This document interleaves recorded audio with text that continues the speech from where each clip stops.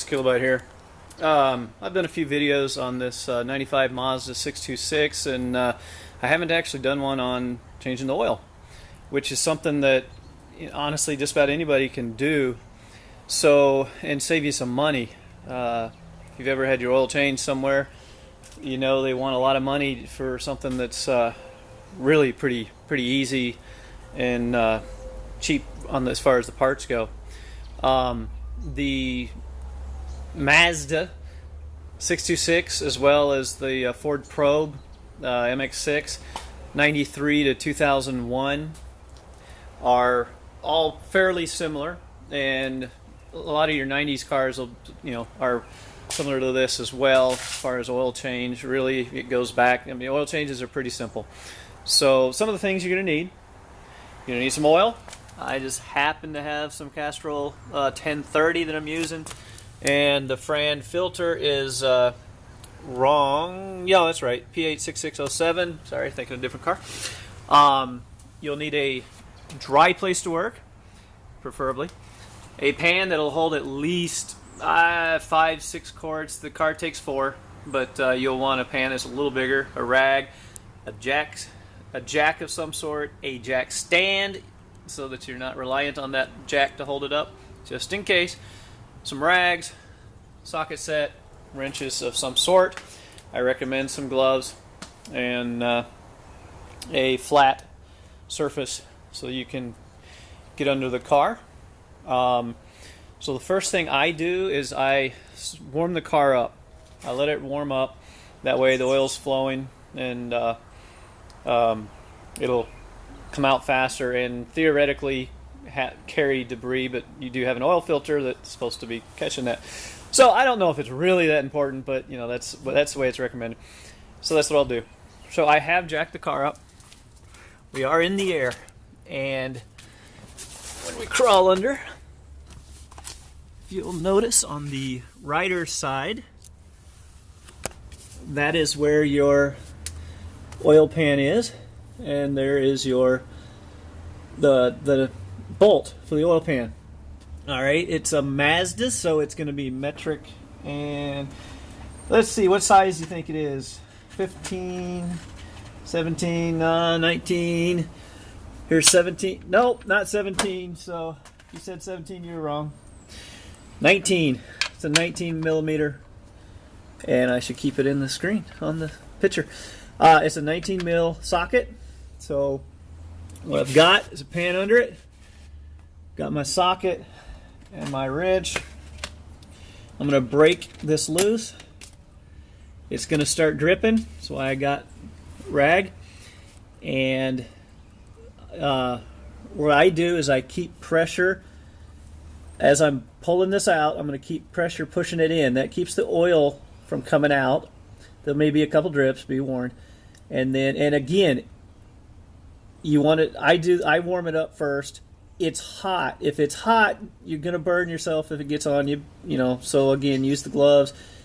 Try not to get it on you. Don't burn yourself. The exhaust is right there. Don't burn yourself. Think safety, and things will go well for you. So what I do is I keep some pressure in on the bolt as I'm unscrewing it, and then when I've got it all the way out, I just pull it, keep it over the pan. Oil goes in the pan, drips into the pan, move the bolt onto rag. All right, so that's what I am going to do at this point.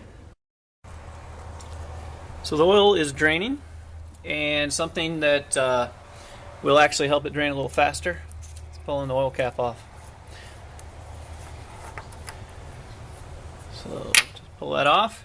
That opens it up to the air so that it can come out faster. And I also forgot to mention, on a bolt, nut, whatever, lefty loosey, righty tighty. Don't turn it the wrong way. It'll never come off if you turn it the wrong way unless you break it. But there you go. It's draining into the pan. Like I said, this should be like 4 quarts. And so next, while this draining, I'll show you where the oil filter is. So, oil filter. Oh boy. If you don't know where this thing is, it's really kind of hard to find because look at how small that thing is. It's a lawnmower oil filter. Oh wow. But it does the job. So I guess we can't complain. But I'm back here. So this is the back of the engine. This is the 4-cylinder.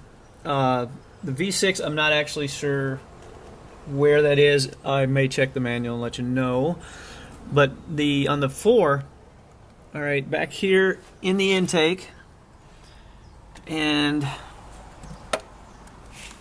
let's see if I can get the light down there to show. All right, there, you see the orange? That's it. That is it. Now, you're saying to yourself, wow, that's crazy. It is crazy.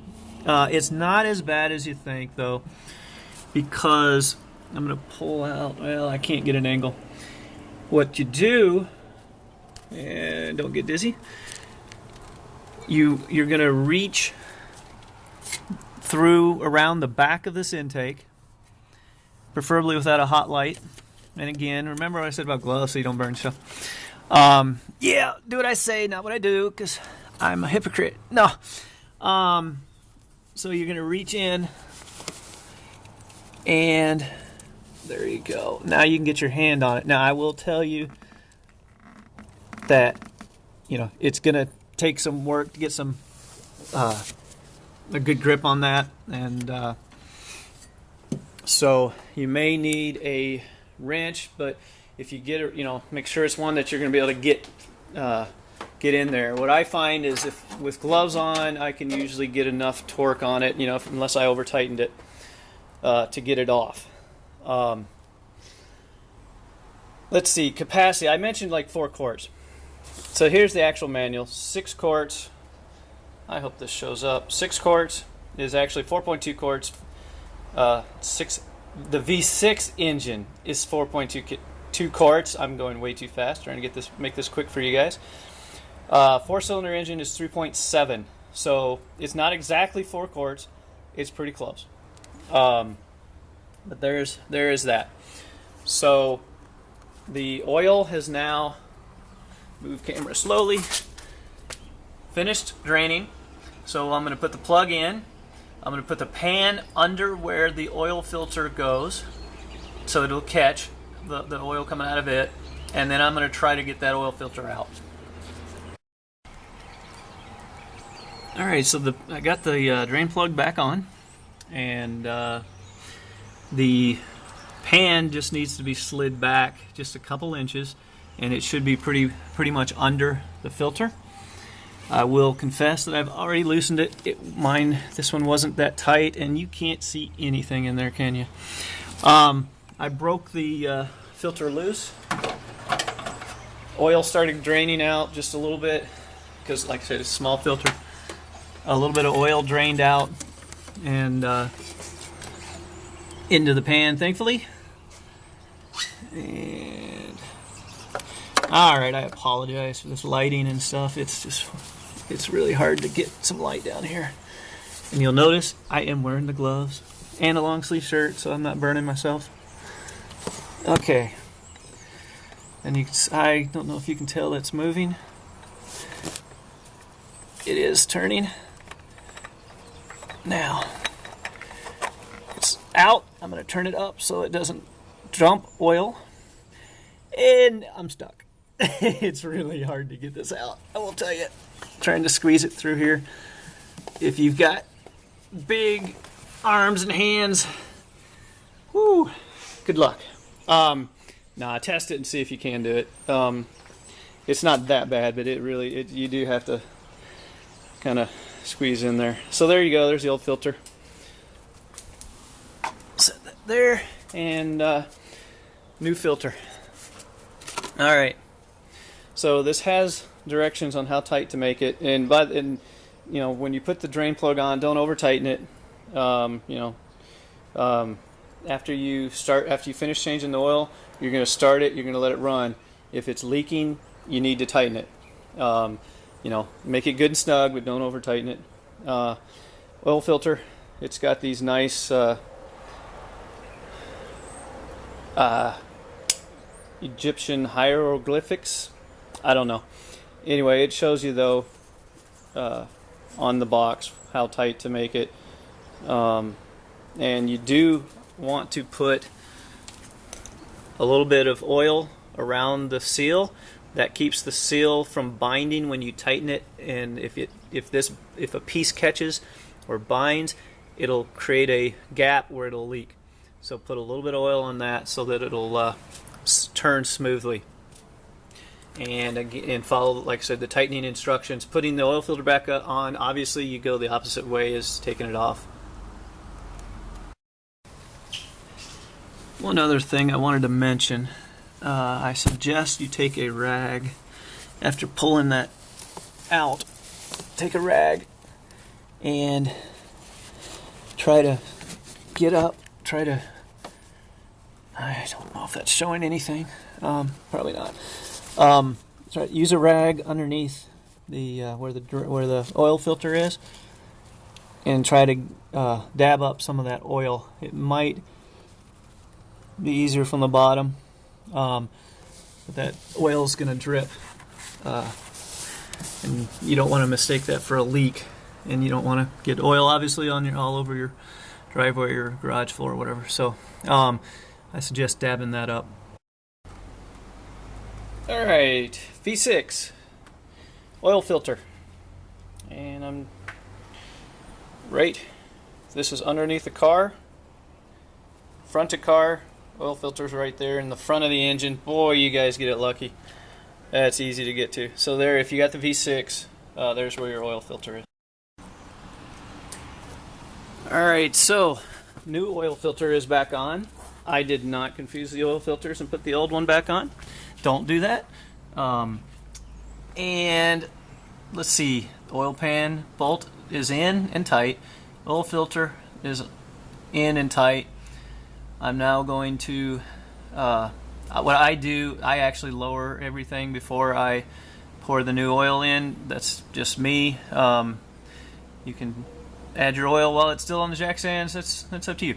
So now, but what I'm going to do is pull the jack stand out, pull the oil pan out, my nice piece of cardboard. It makes it easier to lay on the concrete, and my hydraulic jack, and then I'm going to put 3.7 quarts of oil in it and run it, and then we'll set it off, let the oil run down, and then back into the pan. Then we'll check it, and hopefully we'll be right at full. You start the car back up, check for drips, and I let it run, let it idle here for a few minutes, and then I'll take it around the block and check it again, make sure nothing's leaking underneath it. One thing I didn't mention is that, or I don't think I did, is, I said I warmed it up before I changed the oil. I actually let it set for about 5 minutes or so after I warm it up. That way it does cool down a little more and the oil comes down to the pan. But I think I covered just about everything, and so I hope this is helpful, and if so, please like, subscribe, comment, and I do appreciate it. Y'all take care.